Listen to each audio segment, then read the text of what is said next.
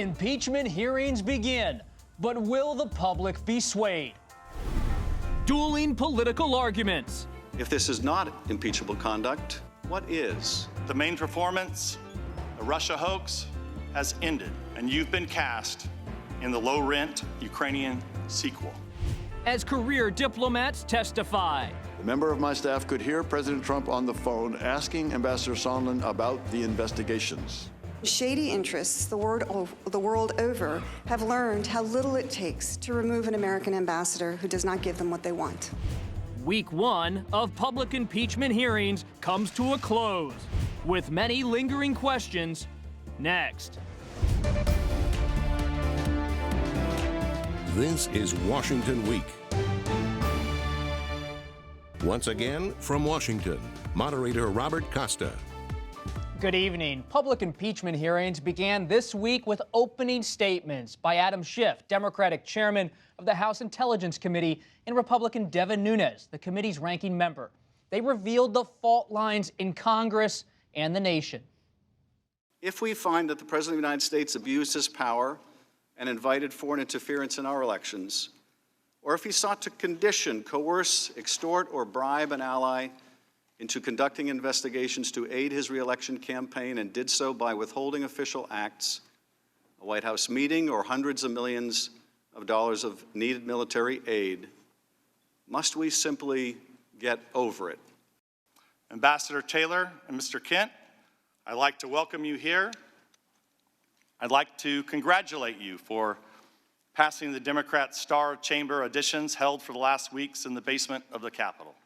Those remarks set the stage for the ongoing battle over President Trump's conduct, his allies' pressure campaign of Ukraine, and whether it merits impeachment. Joining me tonight are 4 reporters, fresh or maybe a bit tired after long days inside the Capitol and at the White House. Yamiche Alcindor, White House correspondent for the PBS NewsHour. Dan Balls, chief correspondent for the Washington Post. Heather Cagle, congressional reporter for Politico. And Michael Crowley, White House correspondent covering foreign policy for the New York Times. The focal point of this House inquiry remains the seasoned envoys who came forward to bear witness, civil servants who spoke of rattled diplomatic ranks and alliances. And on Friday, former U.S. Ambassador to Ukraine, Marie Ivanovich, testified, and President Trump tweeted as she spoke. As we sit here testifying, the President is attacking you on Twitter.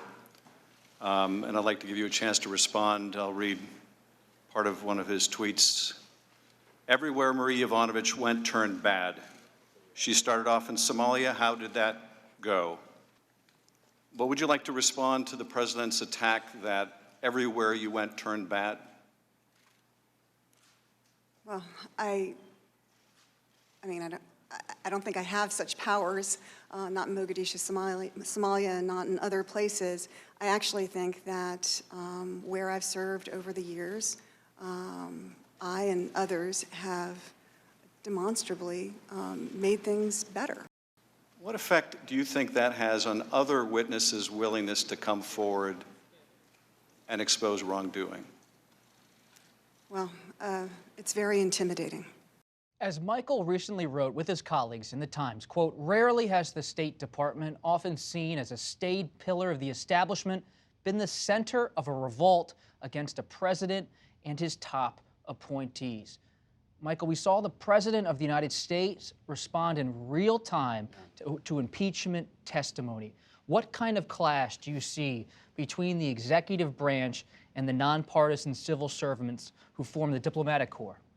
Well, it's a clash that has been ongoing for years now, and it's really kind of reaching a crescendo. You know, career civil servants and foreign service officers at the State Department, people who have spent a life serving as diplomats, feel that under President Trump, they have been disrespected, their profession has been degraded, foreign policy has been warped in ways that they have never seen before. Their morale is terrible. There have been budget cuts or huge attempted budget cuts at the State Department. Many of the ones that Trump wanted to do didn't actually go through, but terrible for morale. And so there's a deep frustration and a sense of morale just being at rock bottom. what has happened in the last few weeks with the impeachment inquiry is a kind of swelling of pride that in a way now the civil service, the foreign service officers are fighting back. They're standing up. They're showing America and the world the best that they have to offer. I mean, people like Marie Ivanovich and Bill Taylor are, exemplary diplomats who have enormous respect from their colleagues and peers. And so there's pride, but there's still a sense of, I think, deep foreboding that things are going, they may be a little better now. There may be a moment where these civil servants are showing what they can do and standing up for their core principles, but that the long-term picture for them is not good. Yamiche, you just came over here to the studio from the White House, there all day with PBS's coverage. What was the White House strategy here, or was this just a president lashing out? The White House strategy was to have a rapid response team, and that rapid response team was supposed to be part of the White House counsel staff. It was supposed to be comms directors. It was also supposed to be legislative affairs assistants. What we saw was the president become the #1 person who was talking for the White House. And what we saw was the president responding in real time to a public hearing in a way that we have not seen in other public hearings. Think of Robert Mueller and the special counsel, his personal attorney, Michael Cohen. They all came before Congress and had really high profile public hearings. But the president wasn't responding in the way that he was responding to Ambassador Ivanovich. He really went after her and said, look, this is a bad ambassador, and really took it personally. And then he defended his tweets, even as Republicans on the Hill were saying what the president did was not really right. You think of Liz Cheney. She's the third-ranking Republican in the House. She said the president shouldn't have tweeted that. Jim Jordan, who was put on the House intel to defend the president, later said, hey, you know what, this is somebody, Ambassador Ivanovich is someone who's a tough woman, who I praise her service. So what you have is really the White House on an island by itself, and that island has President Trump attacking Marie Ivanovich. Dan, you came to Washington in 1972 to report on this town in politics. You've seen an impeachment of a president over a burglary, at least an impeachment proceeding with President Nixon. You saw an extramarital affair lead to a trial in 1999 and impeachment in the House for President Clinton. What do you make of today and what it tells us about this moment and the institutions in this country?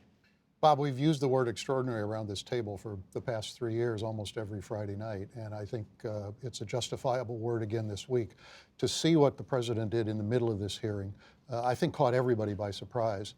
And one of the things you could see is after he did that, the Republicans were in many ways set back. One after another ended up praising the ambassador or the former ambassador in ways that were a little bit surprising, given that they are trying to drive a wedge into this proceeding.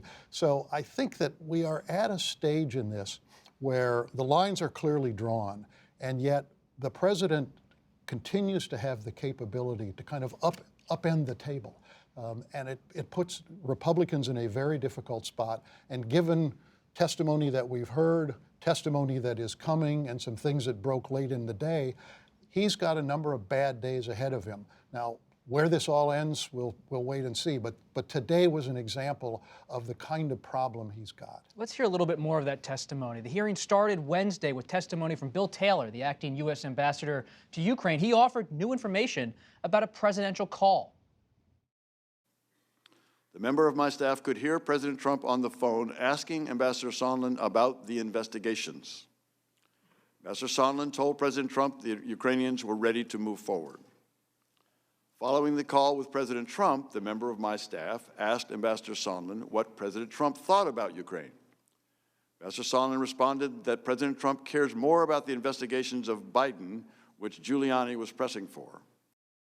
Heather, we had these two ambassadors testify this week. Then breaking news Friday night, David Holmes, the State Department aide who overheard President Trump's call with U.S. Ambassador Sondland, said that the Ukrainian president will, quote, do anything you'd ask him to. This is according to CNN, and the Ukrainians were willing to do the investigation. You cover Speaker Pelosi, House Democrats. When they go home this week and they huddle with each other on the phone and they step back and look at all this testimony and this breaking news, what do they feel they've accomplished in this inquiry? Well, Democrats, they think that, they have been able to methodically and thoughtfully make this case to the public with these hearings this week. For them going into these hearings, they looked back on how they handled the Mueller report, And they felt that those hearings in the Judiciary Committee were a disaster. So for the most part, this week was about letting these career officials, these diplomats, these very well-respected individuals tell their story and tell what they've heard and get out of the way. And now they'll turn to, we have 8 more folks who are going to testify next week, very high-profile people. And Democrats are trying to figure out how best to sell this to the public, and that's why we've seen them use some more commonplace words like bribery this week instead of things like quid pro quo, because they have done polling that shows that quid pro quo doesn't really break through to voters, but bribery does, and it is in the Constitution as an impeachable offense. And we learned more about this call Ambassador Sondland had with President Trump back in the summer. Does this all this testimony bring it closer to the president, Michael, when you look at the testimony? Sure. I mean, in this case, you have a phone call to Ambassador Sondland, who I think is in a terrace restaurant in Kiev, or Kyiv, as we're supposed to be saying now.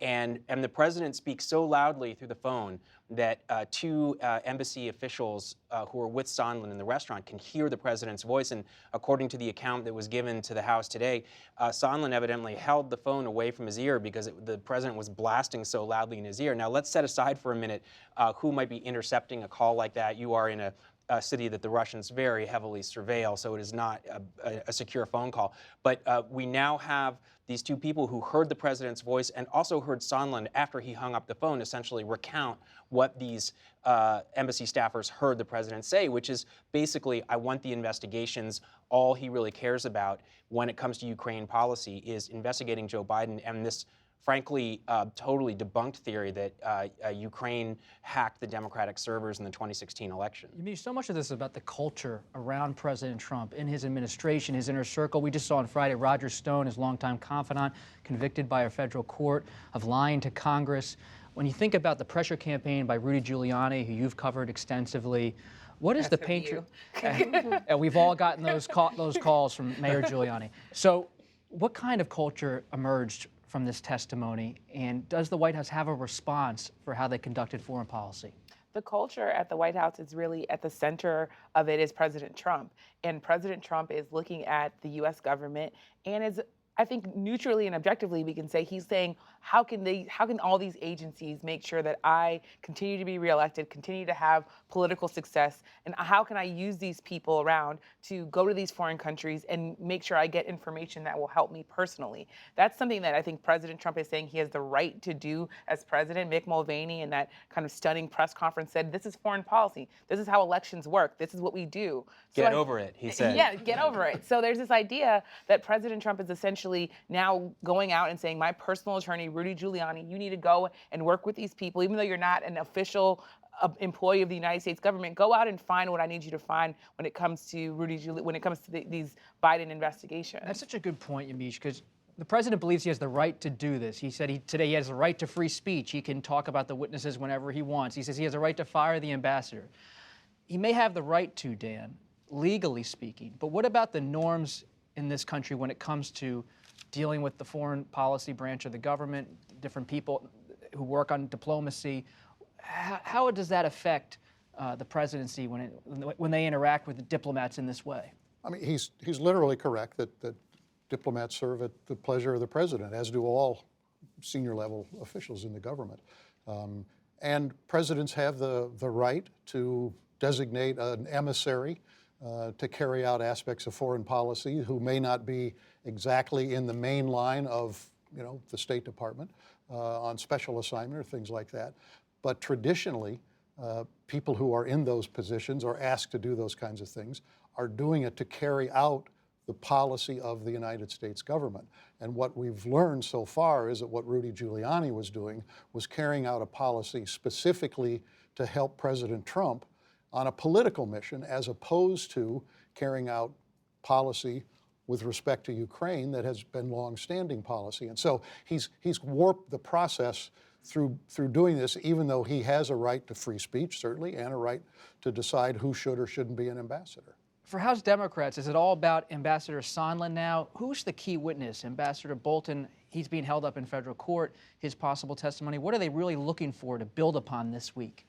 Well, I think Holmes, the fellow who testified behind closed doors tonight, they may be asking whether he should come publicly. They are trying to finish the public hearings next week, which is why we are seeing 8 witnesses come over 3 days. It will be an enormous amount of testimony. Why are they doing it with that kind of timeline? Well, they want Thanksgiving is the next week. They know that people are going to turn away from this and probably focus on their family. And when they come back, they want to pivot to the House Judiciary Committee in the first week of December and move to mark up articles of impeachment if that's what they choose to do, which many lawmakers say privately they will. And that will, in theory, allow them to vote on the articles the 3rd week of December, and then, Congress leaves for Christmas. Do we know exactly what the articles would be based on your conversations with House Democrats? There's a lot of speculation. They do say that they have enough to do obstruction of Congress, just given all of the stonewalling and things like that.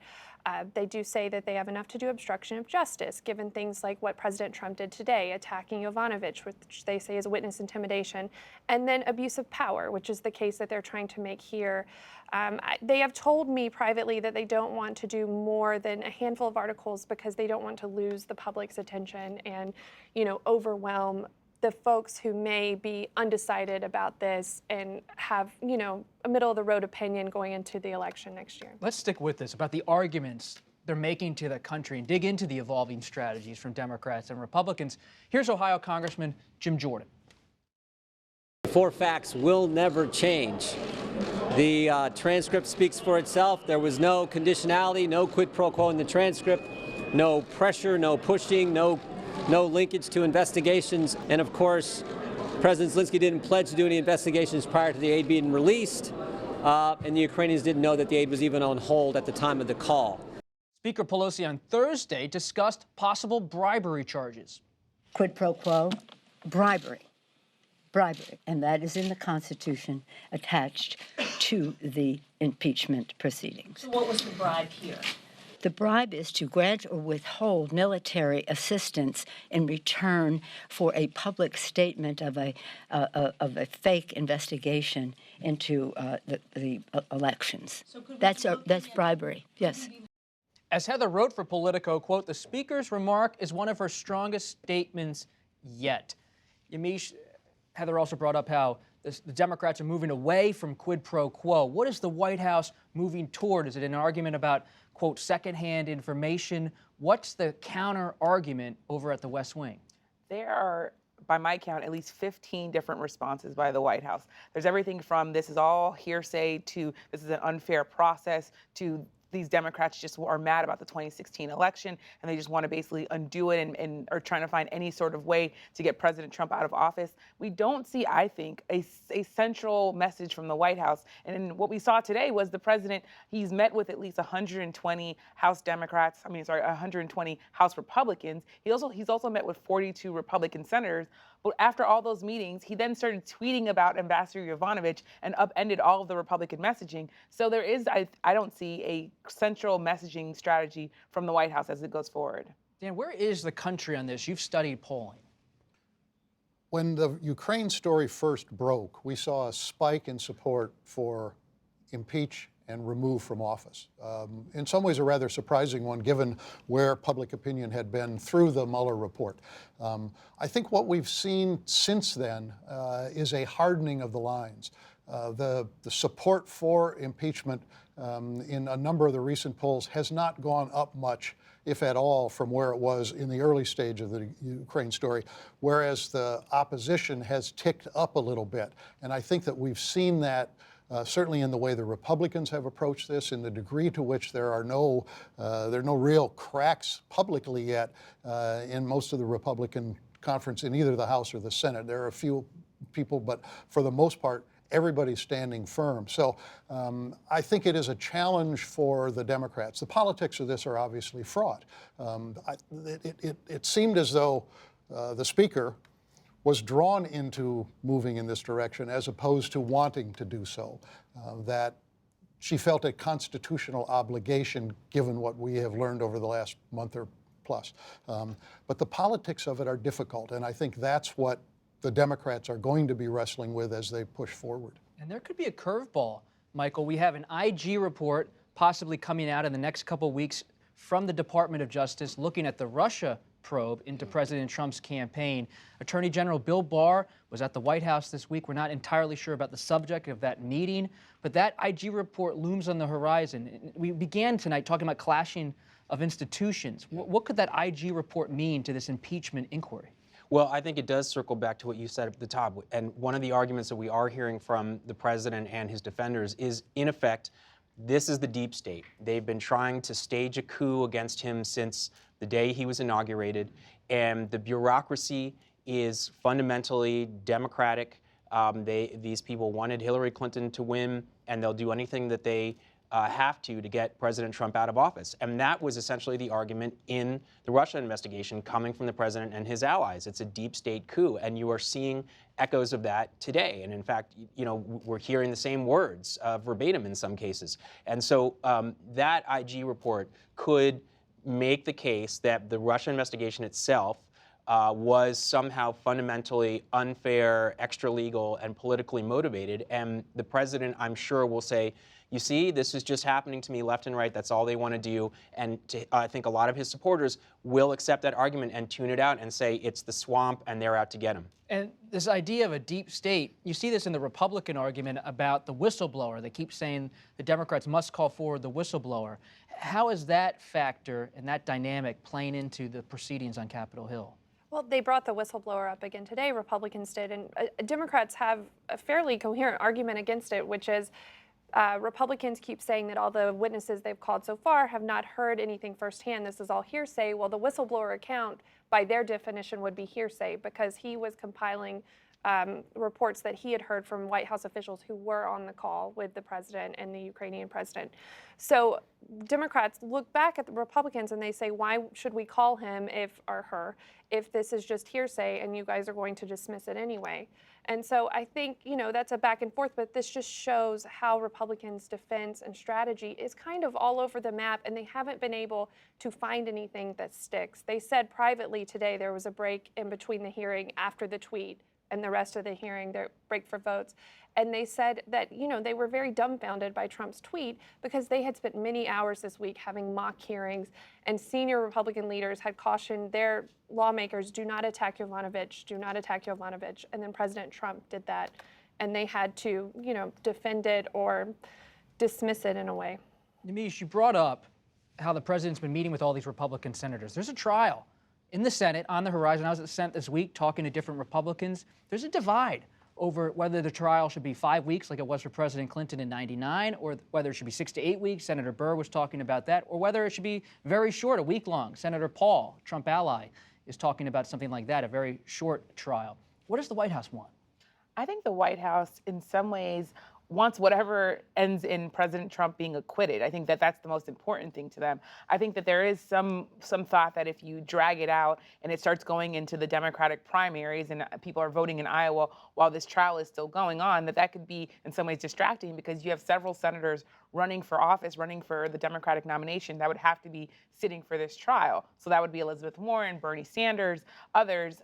But I think there's also this idea that President Trump wants this to be over. He is really, these tweets today and all sorts of kind of comments that he's making, this is not the president that we've seen deal with other public hearings. So I think that the president is, even as he says that he kind of welcomed the impeachment inquiry and wanted to make his case to the American public, I think we can see a president that's very agitated by all this. But some of these senators, the Republicans, are pretty quiet. They keep saying they're jurors, they don't want to comment. What's your read? My read is that I don't see a fissure. I think of it like, will these hearings have a stick of dynamite that will sort of blast it open? Will there be some witness in some moment that really changes the dynamic? And I think you need a big blast to do it. What we've seen so far has been kind of chipping away bit by bit, but I don't think it's going to be enough. We'll see what happens, but the Republican senators have hung pretty tight. There were some pretty dark days during the Mueller investigation. Sure was a lot of reason to think the president might have been obstructing justice. That didn't do it for them. So I think people who are counting on that are going to be holding their breath for a long time. What explains that, Dan? The Republican Party, despite not loving President Trump privately, sometimes publicly, sticking with him at this time of crisis? I think it's the division in the country and the degree to which those lines, as I said earlier, have been and continue to be very, very hardened. I would think that the one thing that would affect Republican senators is if there were a significant move in public opinion away from the president. His approval rating, as we've known for 3 years, has basically traveled in a very narrow range. It doesn't go very high or very low from where it started out. That, I think, is why we see what we see in terms of impeachment. The impeachment public opinion today is similar to his approval rating. That doesn't move much. We're going to have to leave it there. Thanks so much for coming in on a Friday night. Really appreciate it. It was busy. So make sure to join us, though, for the Washington Week Extra. We will continue this discussion online and talk 2020. I'm Robert Costa. Good night.